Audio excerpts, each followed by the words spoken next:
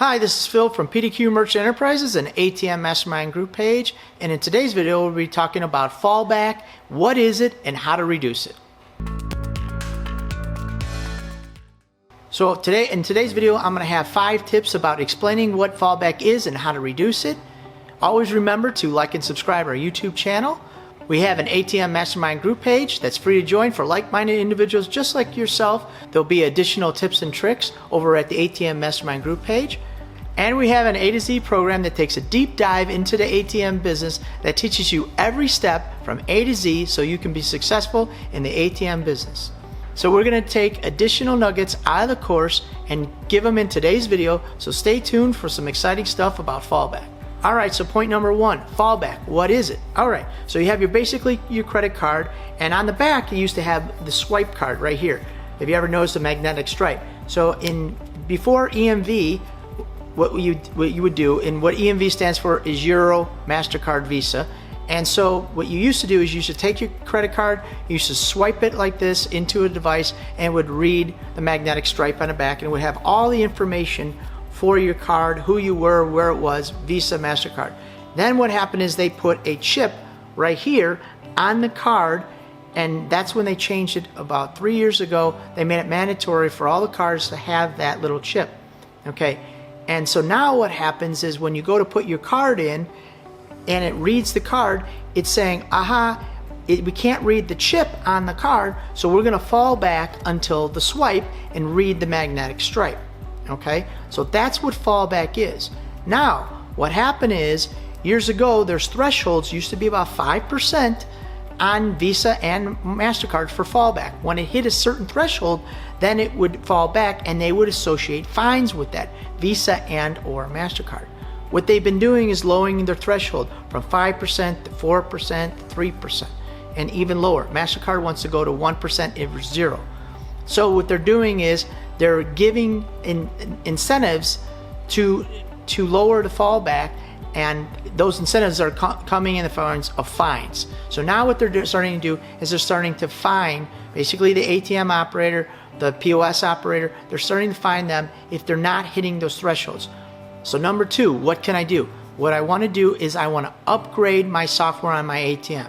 Now, what you guys go to your ISO, your agent, whoever's helping you with your ATM, and they'll provide you with software upgrades. Now, if they don't do that or they're charging you for that, PDQ will help you guys get the software upgrade for free. Just reach out to us. We'll provide you with software for your ATM company for free, or you can go to your ISO or your agent. Sometimes they're charging, sometimes they're not. But if they are charging, you can always look to PDQ to help you guys out. So that's our promise to you.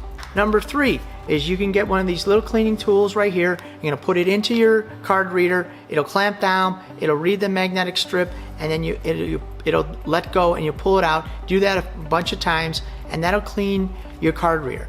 And you want to do this from time to time. Usually twice a year would be good. We sell these if you're interested, or you know what, you can research it on the internet. There's a lot of other companies that sell them. But if you guys just want to make it quick, come to PDQ. We'll help you out. So number 4 is what they're doing right now is they're assessing fines. Okay, Switch Commerce, they're a processor. They're assessing a 50-cent per transaction cost to you, the agent, for every transaction that's fallen back.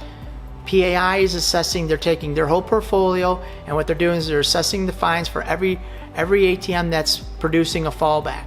Okay, CDS, they're also producing fines. I don't know exactly how much because they're doing a combination between the 50 cents and what they're getting fined. For those who don't know it, CDS, Columbus Data Systems, is owned by Cardtronics. Just a little FYI, so you know who you're dealing with. So if you're dealing with CDS and you're always talking about the big conglomerate, you're really dealing with Cardtronics. Okay, so what you want to do is you want to file some of those guidelines so you can minimize those expenses. Number 5. How do I eliminate this, Phil, completely? I upgraded my software, I cleaned my card reader, I'm still getting fines. All right, this is a little bit more aggressive. You have to make this determination on your own. Now here's what it is. You actually can shut down the ATM for fallback per ATM, and or you can shut down your whole route. Do you want to do this? I don't know. It's going to be a personal financial decision on your part. You got to figure out what you're getting fined for every month, and then you're going to figure out, is it worth it?